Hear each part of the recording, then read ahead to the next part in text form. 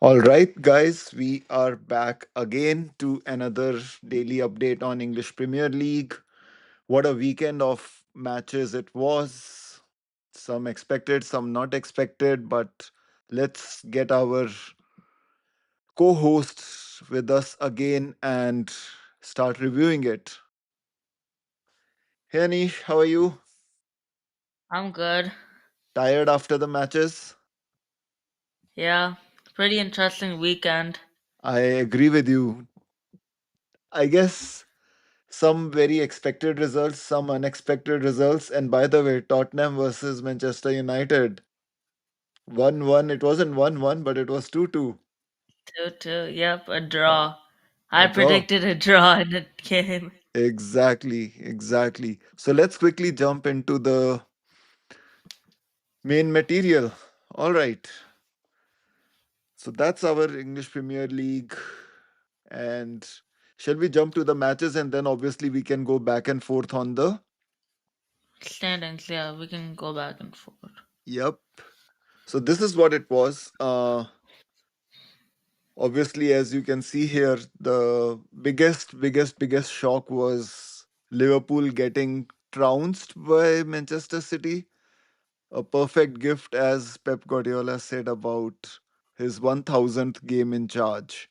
So that was pretty big. And this time we will change the format a little bit. I have some 10 questions which are prepared for asking to Anish, and I think Anish has some 10 questions prepared to ask to me.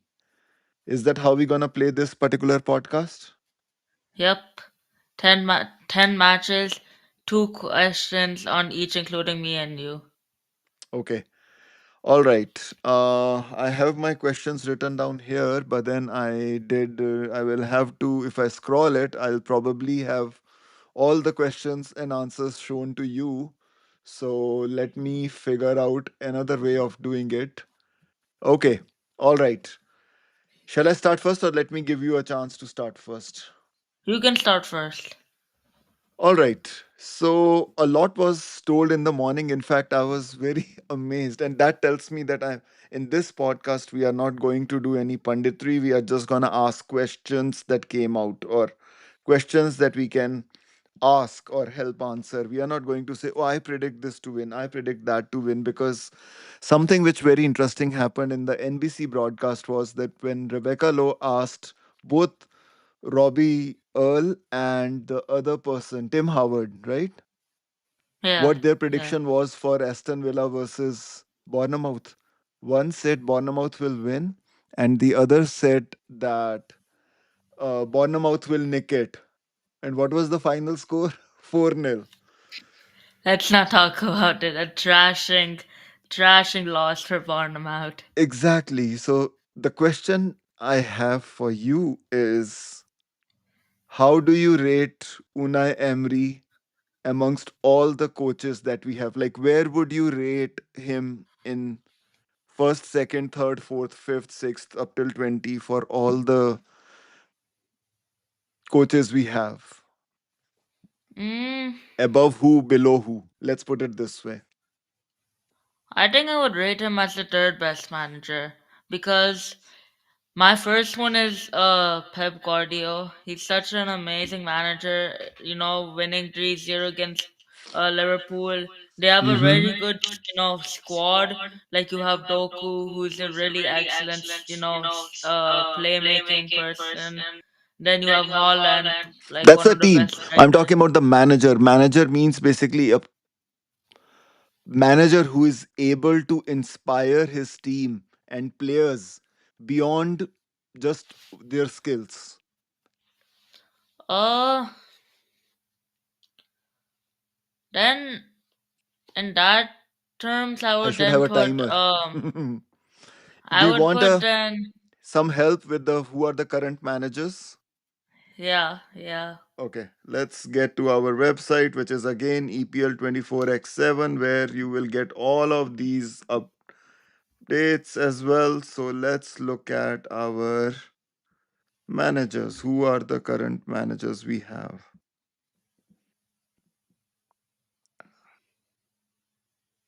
Are you able to see my screen? Yeah. Okay, perfect.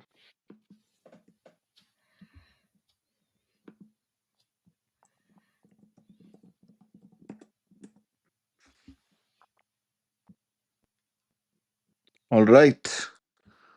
So these are the list of managers we currently have, and of course, Wolves was a part-time manager, interim manager today, just because of whatever has happened. Yeah.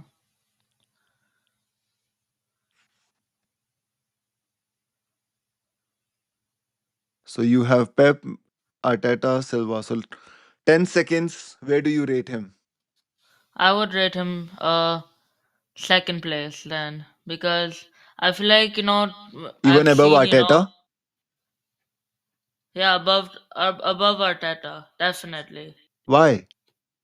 Because I feel like, Una Emery, he's always determined, that if we have to win, we always have to win. Like, Hmm. and even if we have a loss, he won't be that, frustrated, that he would, go and have a bad, pep talk with his team and, like, yell at them, or he would, start criticizing a player. I think, he's one of that calm managers who tells, like, constructive feedback, also to um constructive feedback to his players, if they lose a game, or tells him, or lose or win a game, whatever. Or but I feel like he has a good relationship with the players, and that, I think, That's a how good we point. talked in the last podcast, is a very, crucial thing in the Premier League, that um you have a good relationship with your teammates. So I would Interesting. probably rate him second place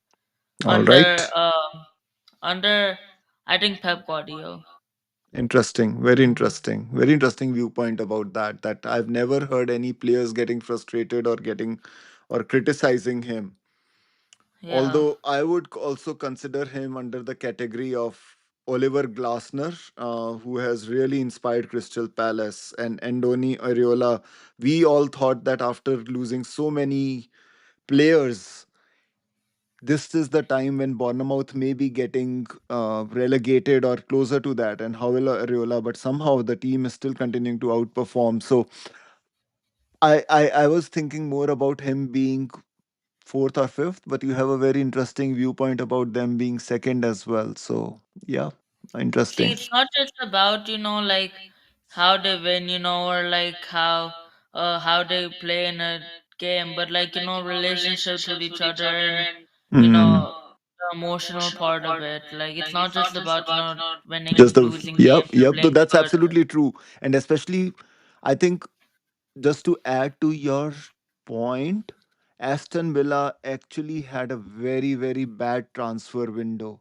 Like they hardly Yeah. had any players bought, and that is what was thought to be the struggle that Aston Villa had at the start of the season. That how will Yeah. Una Emery work with them? And to all kudos to him.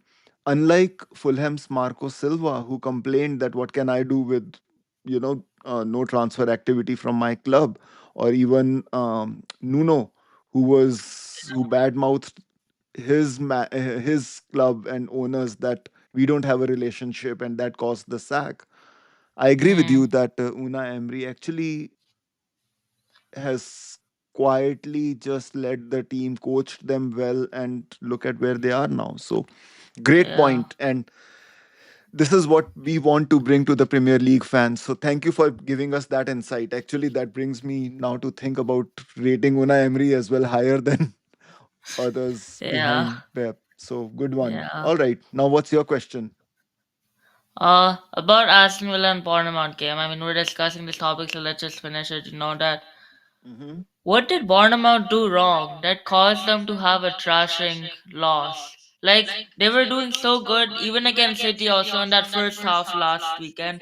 They were Mm-mm. doing pretty decent. But here, against, an Aston Villa team at home, I know it's pretty hard, but, obviously Aston Villa, playing wise, is less than Man City. What are your opinions? What are your opinions on this? Why? What made them suffer such a trashing loss? So honestly, I was not directly following the game fully in the sense that I was watching every minute of it. It was more of Mhm. switching between different games that happened at the same time today, but I did see their goals. And to me, and you could maybe correct me if you have more information on this, but the goals that I saw and the kind of play that I saw with Aston Villa, my feeling with them was that Aston Villa was sharp in their goals. I think the chances that they got, they took it. They created more chances in front of the goal versus Bournemouth, who have typically been a team which keeps a very high line, does counter attack Mm, pretty well. yeah. They were not clinical in the opposition goal. They Yeah. were, and obviously I don't have the stats in front of me to be able to back it up, and we will have it tomorrow once all the stats come in onto the website. But and we Mm, can review that in terms of yeah. possession stats and everything. But I that's what I thought, that Aston Villa was more clinical, sharp in front of the goal. Yeah. Bournemouth was not. Yeah. I think I agree with you, because even I was also seeing the goals, and I think what Rebecca Lowe, when when she was discussing, with Tim Howard and Robbie R, right? Yep. I think they were discussing how Bournemouth has a very high line. Teams like Bournemouth and Liverpool, they have a very high line, and I think I was seeing when we were watching that match last week against Man City, City. Yep. Bournemouth, they're more of a counter-attacking team, like you're saying. So I think I agree that, and I think what they could do to improve this is, have some players that go forward, and like, I don't know much about, Premier League tactics, and but Yep. I Yep. think, players, maybe some players should go forward, a few of them, and Yep. try to press on them, and then some players stay back, and that would create like a balanced, team. That's true. That's true. So, something more to analyze, and we can take that as a note. And as we make the shows, especially during this international break when there is nothing else to do but talk, talk, talk, Yeah, I think we will come yeah, more into the yeah, way, understanding more of the style of Andoni Areola, their manager, what makes him better, and have some presentation on that. So, we'll yeah, park that question. Shall we go next to the next question? yep, All right.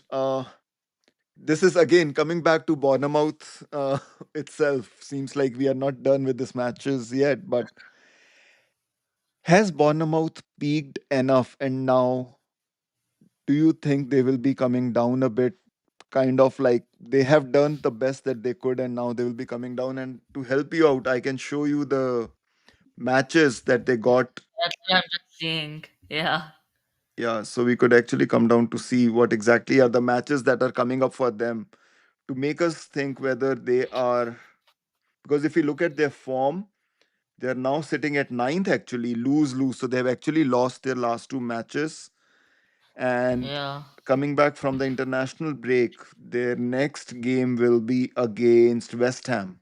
West Ham, and then Sunderland, and then Everton, and then Chelsea, and then Man United. So, I think if they can win next match, they're in a very good position. Because then, if you see the next four matches are tough. They have Sunderland, Everton, then who else? They have Chelsea, and then Manchester United.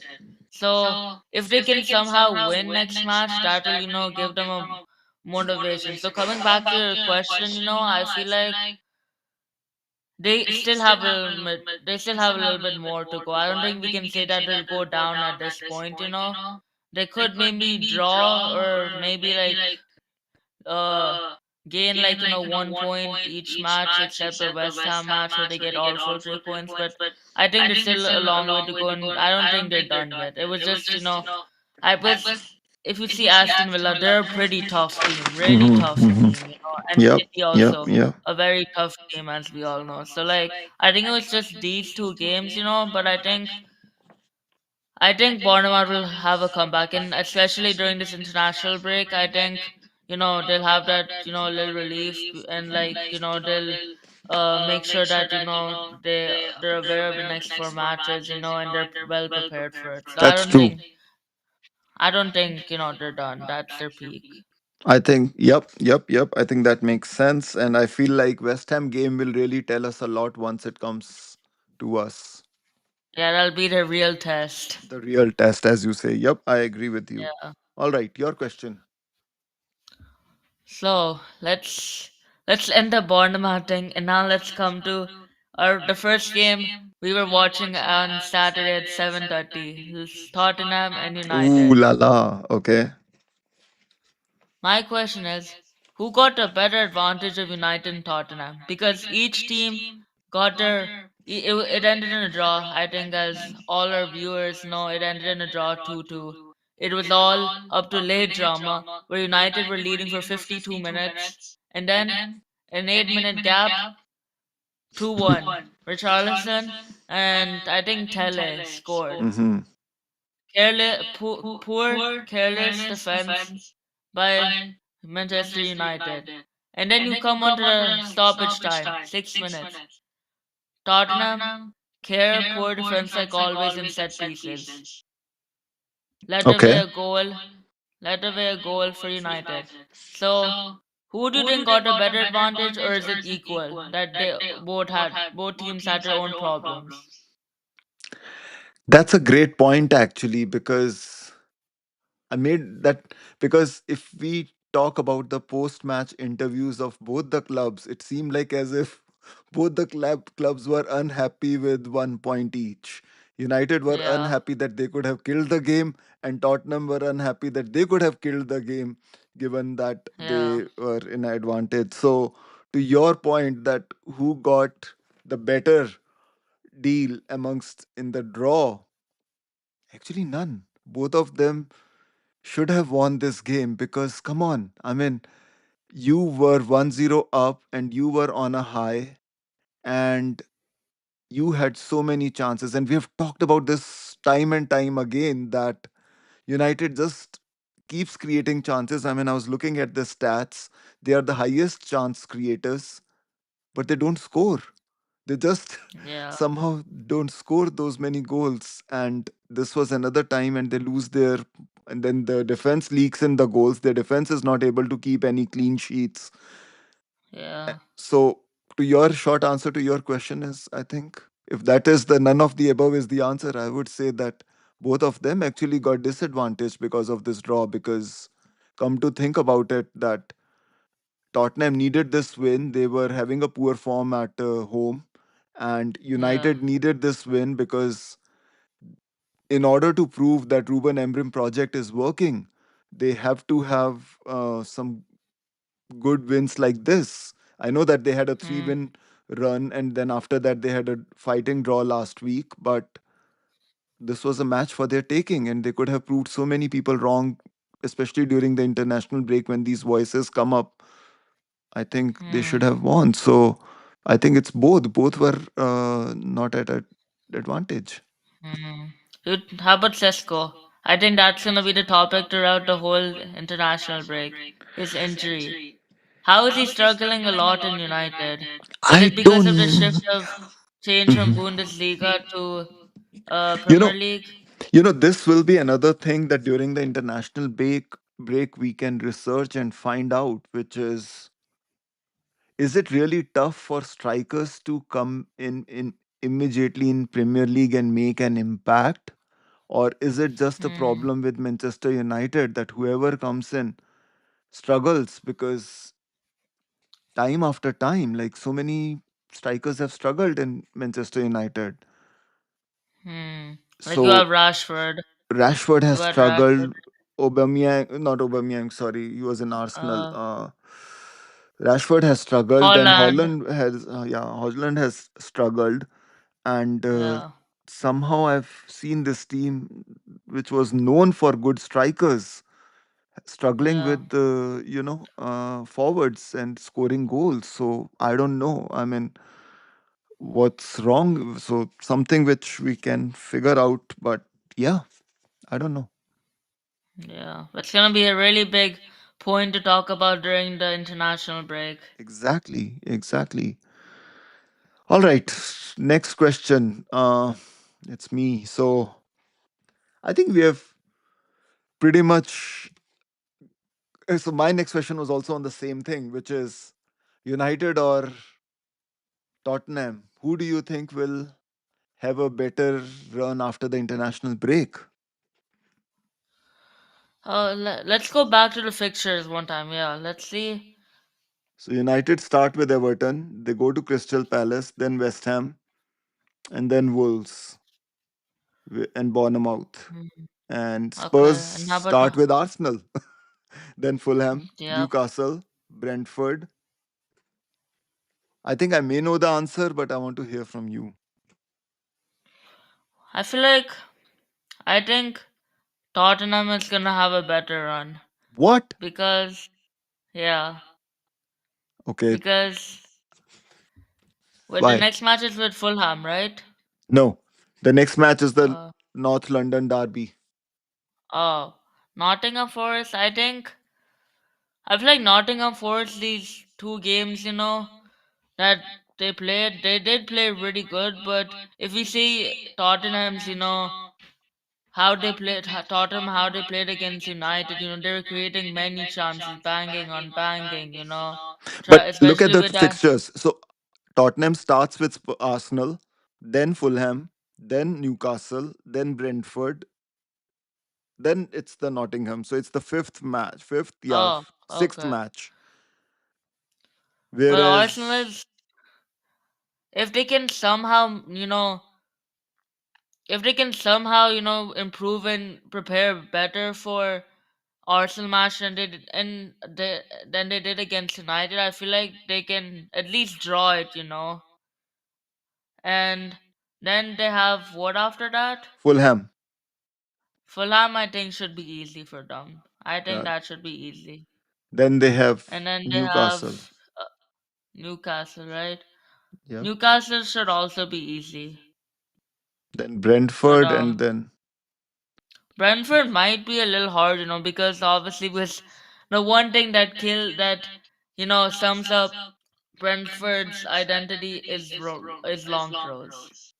So and their press, that they have, Mhm. it's amazing to see them. So I think that could be a difficult one. Then Then it's then you Nottingham have Forest. Nottingham Forest, which I think should be easy also. Yep. And then if we see United, they have Everton, which is gonna be hard because Everton, what they've won, I Two think they zero won 2-0 this against weekend Fulham. against Yeah, Fulham. then against Fulham. Then they drawed with Sunderland, which was an unbelievable thing because like Sunderland were what, I think in fourth place or second Yep, place around yep, then. yep. So that was a pretty good, draw for them. Then they had Tottenham, which they lost, which was expected. Then they had lost against City, which was also expected. Then they won against Crystal Palace 2-1. So Yep. I think United could win against United could, but also not. So I feel like it's gonna be a draw. Crystal Palace is gonna be a really tough one. Really, Hmm. really tough one. So that's gonna be hard. West Ham I think should be easy. Wolves should definitely be easy. Bournemouth and Aston Villa are gonna be very tough also. So Then what they do you have think? So Newcastle. my question So is, I think Tottenham has a better chance of winning games, and they're having a unbeaten run. okay, all right. I think it will be United who should have a easier run, but again, I think Tottenham has more difficult matches. But again, I Let's see. I Let's see. I feel like both the teams are could be the worst on their given day and could be the best on their given day. Yeah, yeah. All right, let's go with your question next. So West Ham, two matches in a row. Newcastle they won last weekend, and now this weekend they won against uh Burnley 3-2. Yep. What has changed in them that they've won two wins in a row? Just two wins. And something has changed in them. Either it's the kind of goals they're making or their style of play. I think it's none of them. I think, yes, it's style of play, but also I think it's the coach. The coach is somebody who is a proven Premier League expert expert having an expertise of how to play in the Premier League. He has coached Wolves team which really did well for a lot long period of time. He got Hmm. Nottingham Forest to Europe, which was amazing. I mean, who would have thought that Nottingham Forest, who came back so many years from Championship, could suddenly get back into the Premier League and go so high up to qualifying for Europe? So I think it's the Nuno impact. The team fights hard now. Yes, they have still got a lot of issues. West Ham, I wouldn't think that all their issues are resolved just with the coach, but I think they still have a fighting mentality. Hmm. Hmm. What do you think? Especially, I think Suchek, who's gotten what 2 goals in a row in Yep, both of his games, he's making also a pretty big difference. good point actually. Suchek. We could check about Suchek as well. What his contributions have been so far, and especially in the last two games. Yeah. All right, your turn for the questions. Wait, isn't it? Oh, it's my turn. Okay, it's my Yeah. turn. All right. And interestingly, my question is also related to West Ham. Is West Ham more safe or Burnley more safe to remain in Premier League? Oh, let's check the standings. Okay, so in terms of the standings, both of them currently, so West Ham is sitting at 18th and Burnley is right above them at 17th.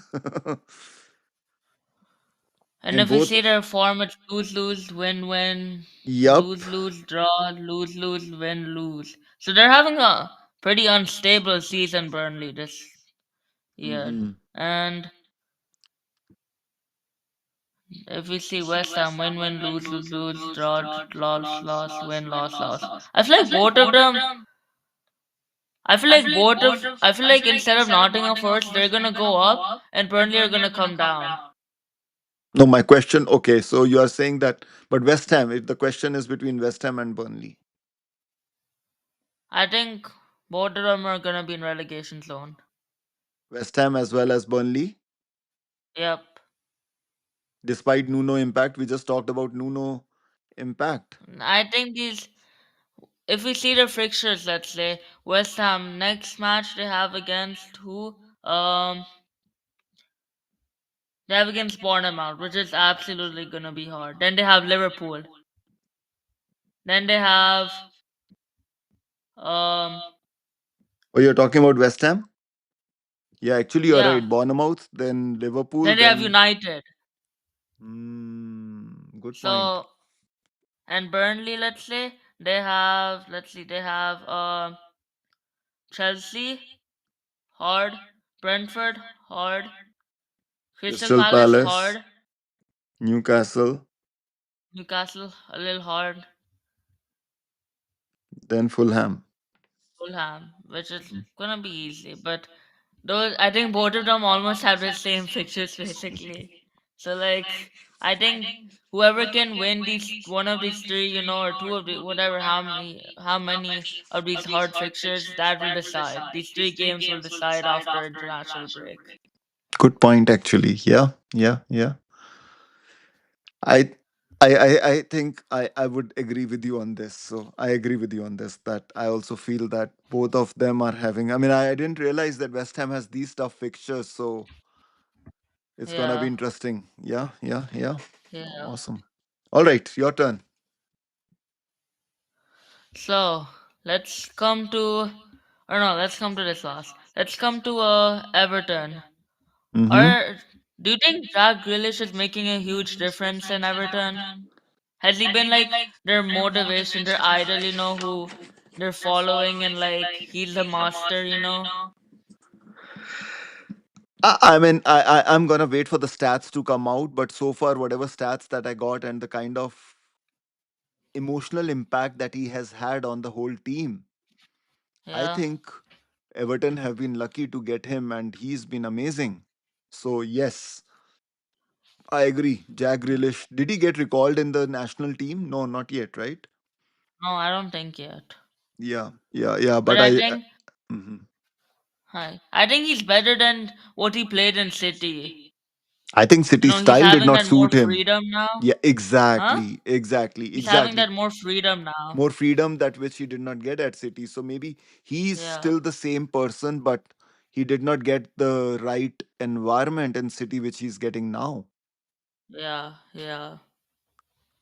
All right, But you know, perfect. City they would used to all rely on like Haaland, you know, so I think that would be their main source. Now, you know, he's having more freedom. He can create assists, you know, he can get the ball at any time, and you never Exactly. know when he's a dangerous threat. I agree. I agree with you. Yeah. Yes. All right. My turn. And we need to rush a little bit because we are running out of the interview time. So let's Uh, go. All right. Is Eddie Howe in manager sack race? mm, I don't think yet. After what he did last season, you know, with um bringing them into the Champions League, I don't Mm-hmm. think he's done yet. It's just like Arnold Slot basically. Like he brought them to winning the title, but he never got sacked even after winning 4 games. So I don't think the race is done yet. I think he still has a chance of changing them around and flipping the tables. Okay. That's a very, very bold prediction. All right. How about you? I think, I don't know. Let's look at the fixtures that they have. I think that would give me a good indication of. So Newcastle has Man City next, then Everton, Spurs, Burnley, Sunderland, Chelsea. I think if he cannot win against Everton or against Spurs, he has to get these points. I think he has to get at least I would say 4 points or maybe 6 points Mm-hmm. out of nine. Otherwise, they are in Okay. trouble. At least he has to get 4 points, is what I would say. Hmm. Otherwise, Okay. he's in trouble. Okay. Let's see about it. All right, your turn next. Um. What is? Let's talk about Sunderland and Arsenal game. Uh huh. What are some things that helped Sunderland cope up with Arsenal? The energy they had, the intensity, especially in the second half after scoring 2 goals with Trossard's goal. I think, I think it's the home crowd. It's the fans. It's the stadium. I was Yeah, we were, that's I one of the was there reasons. at the stadium when they played when they started. I couldn't get inside. I didn't have the tickets, but then I was uh, just hearing their whole loudness of the whole stadium when they were playing their first match, and it was something which at some point I used to feel Enfield has or had it, and Yeah, they just go crazy in supporting their team. I don't think I ever saw that kind of loudness or kind of cheers and mood when David Moyes was managing them or when they were last in Premier League and just surviving year after year and sacking yeah, managers. I think it's something has changed about the stadium as well. Of course, the manager is great, but yeah, I think Sunderland is really performing well because of both the factors, their coach as well as their stadium. They're tough to beat yeah, on their home. yeah. Especially, I think what they have 6 wins now, right? In their last 6 games, So or is it they, 3 wins and 3 draws? I think it's 4 wins and 3 draws now at yeah, home. it's two draws and two wins. Yeah, yeah. It's really tough to beat them, I agree with you, especially with the rowdy fans they have. I feel like it's getting a little more than Newcastle now. Yeah, it's actually if you compare, yeah, I would agree that there's something with north the northeast fans that Yeah, you know they yeah, are I mean, I started falling in love with Newcastle just because of their fans and the way they make their players work hard and their players respond to them. Same thing I think with Sunderland as well. yeah. Okay, so let's talk about Arsenal one time. Just one time. Let me follow up Okay. on it. Okay. Do you think or this will cost them this season, this draw, or will they make a comeback?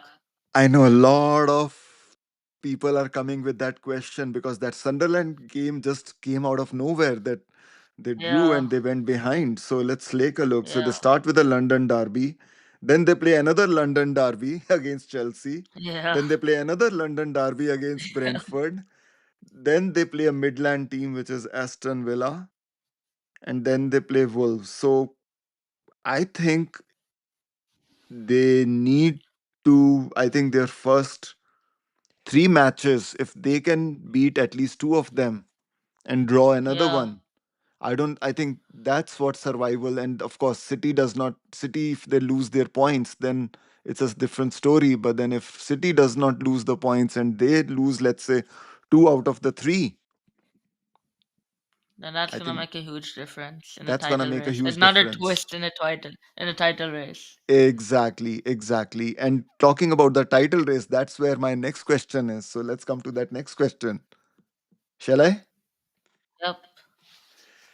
According to you, is it going to be a one horse race, two horse race, or three horse race, or a four horse race for the title? And I can show you I think it's the. gonna be. I think it's gonna be a 8 horse race. What do you mean? Liverpool, United, Spurs, For the Sunderland, title? Chelsea. Spurs for the title? Chelsea for the title? Yes, yes. Okay. I think all of these teams still have a chance.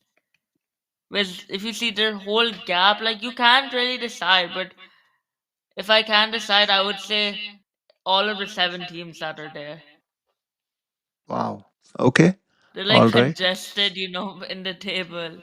They're super congested. It's just that gap between Man City and Arsenal that is, making the difference. But I feel like it's gonna be 8 horse. All of them are gonna be reckless and they're gonna be really aggressive and determined to win the season. Wow. Wow. Wow. I Yeah, guess this period after the international break may may have you reconsider this. maybe, maybe. Or maybe that's what's gonna happen then also, that we're gonna say the same thing, which is it's gonna be a eight horse race. Interesting. Yeah, yeah. All right, your turn. So, how is Sean Dyche changing Nottingham Forest? With this, they had that 2-2 draw against United last week, which they Yeah. played really good. They played really aggressively. Then they won 3-1 against Brentford, I believe, right today? No, today they did not win against Or was Brentford. it or Today's was it game against was against Leeds. Leeds? Yeah, and Leeds have done a pretty decent start, I would say. Not that bad, not that good. They've done pretty decent start, and especially with a team in the relegation zone, that would be unexpected. Yep, yep, yep. How is Dyke's arrival, changed the way Nottingham Forest have played? I think they have gone down to the basics. I think that they are no longer thinking about, like, we are Nottingham Forest, we have to play this style, or like the Ange Postecoglou style of Mm, attacking and thinking of it just one way. They're just thinking of what they should be, which is survival. Let's just survive this season in the Premier League and see where it goes, because I think that's what Sean Dyche has done, which is, have them yeah, come back to the ground and just focus on the basics and grind out, like today's win against Leeds. I mean, that was a perfect example. Leeds scored the first goal, and immediately within 130 seconds, Nottingham Forest yeah, came back. So I think it's just the fact that they are going to the reality, which is a wise move, I think, by the owner. yeah, yeah, Yep. All right. My turn. yeah. Is I think you've already answered it, because since you say that Liverpool is going to be in the top eight race, but also that brings me to a point, which is my next question. So it makes it very interesting. Is Liverpool going to be in Champions League next season? Are they going to qualify for Champions League, which is the first five spots next season? You want, I can open up the table. I think the table is really congested. Anything can happen. I say it's too late to. It's too early to call. It's really congested there, as I said before. It's really congested there. Still a prediction. I demand a prediction. Um, No, Wow. I think it's Wow. gonna be. I think it's gonna be uh Arsenal, Man Mm-hmm. City, Mm-hmm. Chelsea, Mm-hmm. Spurs, Mm-hmm. and United. Interesting. Interesting. Yep. Wow. That's a headline. Liverpool is not Yeah. gonna be in Champions League. Wow. Yeah. Okay, your turn. I think we already discussed on this question, so I think I can cross it out. Okay. Um, did Brighton or did Crystal Palace? Did any of the teams deserve to win the match? I think Crystal Palace, from whatever I saw, I'll be very honest with you. I didn't see the second half. I just saw the first half. But for the kind of chances in the first half that Crystal Palace created, I thought that they deserved to win it. Mm-hmm. But again, I don't Because have like the. Yeah. you have Chris. No, you can No, I finish. haven't. I haven't seen the stats. I haven't seen the match highlights yet. But I just feel that from whatever I saw in the first half, that Crystal Palace deserved it. What do you think if you have seen the highlights? No, I haven't seen the highlights, but before the match, I was just getting this question, on because like Crystal Palace, I believe, were like ninth place or eighth place, and Yeah. Brighton was at ninth or Hmm. tenth place. Yeah. Yeah. Yeah. So it was a very close matchup, and I feel like when you have a very close matchup, the expected, outcome is gonna be a draw. And I Yeah. felt like based on watching, I think I also kind of watched a little bit of the 20 minutes before I had to leave, but and I feel like both of them did not deserve to win. Like Brighton was, when it was coming to the last, like I think both teams when it was coming to the penalty box, they were creating plays, but they were never shooting the goal. They never had the time, or had never had the chance to shoot the ball. They were going to the penalty box and they would stop.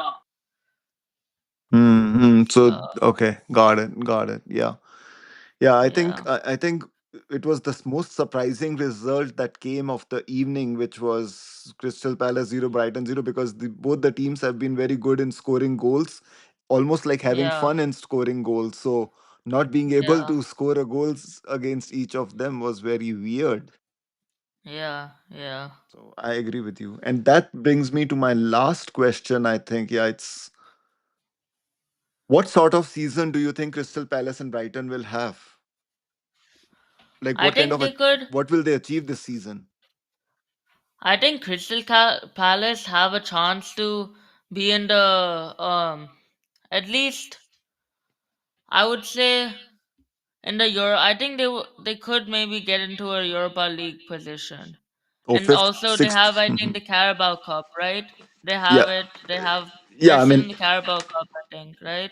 yeah. I have a similar viewpoint as you as well. That Crystal Palace, I think this season will continue to do at least to the point where they either qualify for the Europe directly through a league position or Yeah, through the any cup that they win. They are yeah, yeah. pretty good For cup team. Brighton, for Brighton, I'm not sure how far they'll go.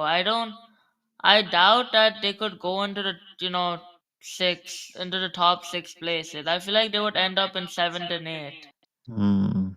I feel Mm-hmm. like yes, they are playing really good and they have a good form, but to which extent will they go at? Will they go? That's Yeah, my yeah. question. To which I agree. extent will it go Extent at? will they go? And that is why I was curious to you. That is exactly why my question was that what do you think they will achieve? That I feel like they're good to survive the season. They will not get relegated, but what will they really achieve? I think they'll Yeah, just be a mid-table team. yeah, yeah. Yep, yep. All right, that ends my questions. What about you? You have any other outstanding Uh, question left? okay, I have my last question. In terms Okay. of City and Liverpool, Hmm. Doku, let's talk about him. Okay. An unbelievable, skillful, and creative player when it comes to playmaking. I think the fact that Pep had trust on him to let go of Jack Grealish Mhm. I think he's a very creative player. I think the kind of dance that he did around, I don't know who that player was against Liverpool on the left, uh, but the way he was dancing around against him and almost like as if he did not exist, I feel like he's a very creative player. What do you think? Yeah, I mean, his pace is like amazing, and he can, I think when you're seeing the match, he can come out of very enclosed, Yes, busy space, not busy, enclosed spots where it's difficult. If it was any other team, it would be really difficult to come out. difficult. Yeah, yep, I yep. think Doku did an amazing job Yep. then I agree there. with you. I agree with you. Awesome. I think we have a minute left, so we will end it right here. But it was amazing going through these questions.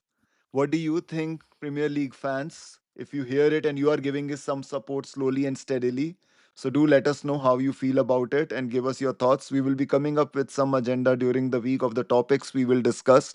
Put it on X or somewhere and come back to you. Thank you for joining, and we will Thank you. continue to talk about it. Thank you Yep. all. Okay. Bye. Thank you.